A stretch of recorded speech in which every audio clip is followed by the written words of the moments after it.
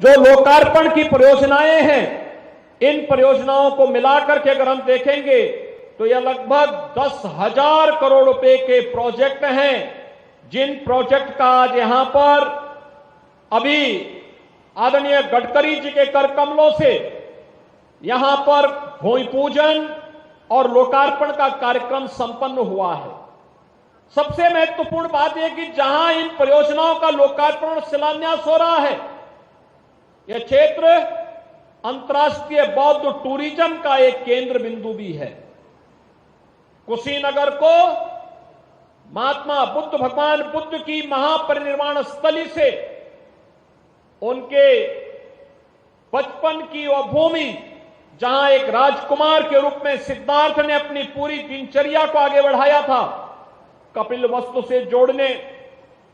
कपिलवस्तु को श्रावस्ती से बलरामपुर होते हुए श्रावस्ती से जोड़ने का कार्यक्रम रहा हो। ये सभी परियोजनाएं जो भी हमारे माननीय जनप्रतिनिधियों ने, माननीय सांसदों ने समय समय पर राज्य या केंद्र शासन के संज्ञान में लाया था, आज उन सभी परियोजनाओं का या तो लोकार्पण हो रहा है या शिलान्यास का कार्यक्रम संपन्न हो रहा है। और पूर्वी उत्तर प्रदेश के इस सबसे बड़े महानगर में से एक गोरखपुर, जो पूर्वी उत्तर प्रदेश, पश्चिमी उत्तर बिहार और नेपाल की तराई की एक बड़ी आबादी के लिए उनकी शिक्षा, उनके स्वास्थ्य, उनके रोजगार और उनके व्यवसाय का एक व्यापार का एक प्रमुख केंद्र है, उसे आज एक नए बाईपास की भी सौगात आदरणीय गडकरी जी के द्वारा दी जा रही है। भाइयों बहनों, इससे पहले जब भी गडकरी जी आए हैं, आपने देखा होगा, इससे पहले जंगल कौड़िया से लेके कालेसर के बाईपास की घोषणा की, उसका लोकार्पण हो चुका है। आज जंगल कौड़िया से उत्तर दिशा से होते हुए 27 किलोमीटर लंबा 2100 करोड़ रुपए की लागत से जगदीशपुर को जोड़ने वाला एक नया बाईपास निर्माण के भूमि पूजन का कार्यक्रम भी अभी संपन्न हुआ है। साथ साथ नेपाल को जोड़ने के लिए अंतर्राष्ट्रीय राजमार्ग, नेपाल को जोड़ने के लिए 4 लेन का बेहतरीन कनेक्टिविटी हो सके, यह न केवल नेपाल आवागमन के लिए बौद्ध टूरिज्म की दृष्टि से भी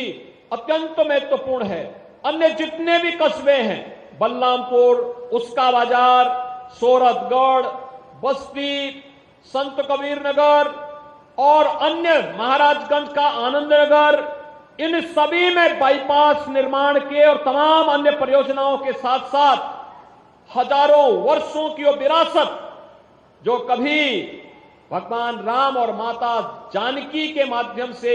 हम सब के साथ जुड़ी हुई है। जब मां जानकी जिस मार्ग से अयोध्या धाम में पहली बार आई थी, आदरणीय गडकरी जी ने राम जानकी मार्ग के नाम पर उसको 4 लेन के बनाने के एक संकल्प के साथ कार्यक्रम को आगे बढ़ाया था। आज उसके कुछ पोर्शन का लोकार्पण का कार्यक्रम भी संपन्न होने जा रहा है। भाइयों बहनों, देखिए ना, कितनी पुरानी विरासत लोग भूल चुके थे, लेकिन आज आदरणीय गडकरी जी के द्वारा अयोध्या से छावनी, छावनी से फिर सीतामढ़ी होते हुए जनकपुर तक उस मार्ग को 4 लेन की बेहतरीन कनेक्टिविटी के माध्यम से जोड़ करके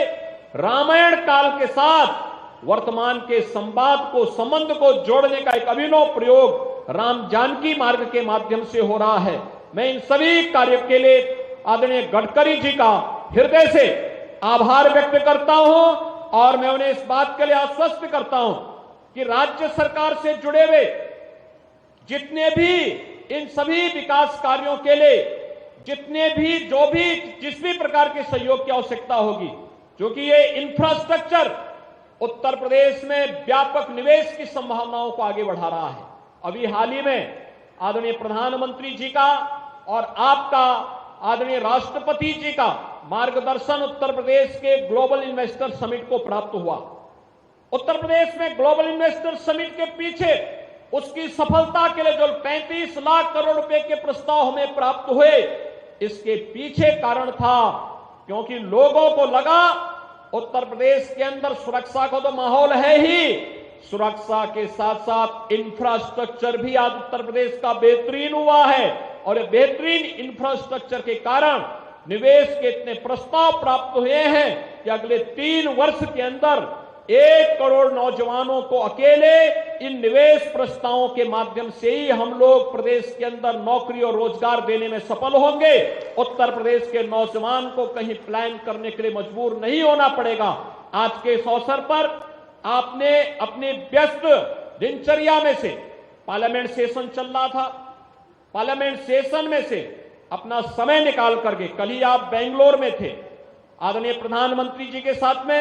आज आप अपना कार्यक्रम में से, संसद के व्यस्त कार्यक्रम में से समय निकाल करके उत्तर प्रदेश के लिए आप समय दे रहे हैं। मैं इसके लिए एक बार फिर से उत्तर प्रदेश शासन की ओर से,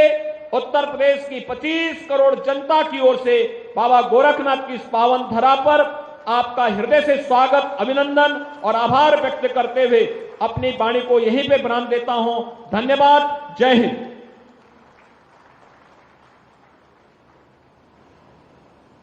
बहुत बहुत धन्यवाद और आभार माननीय, आपके प्रेरणादायी उद्बोधन के लिए।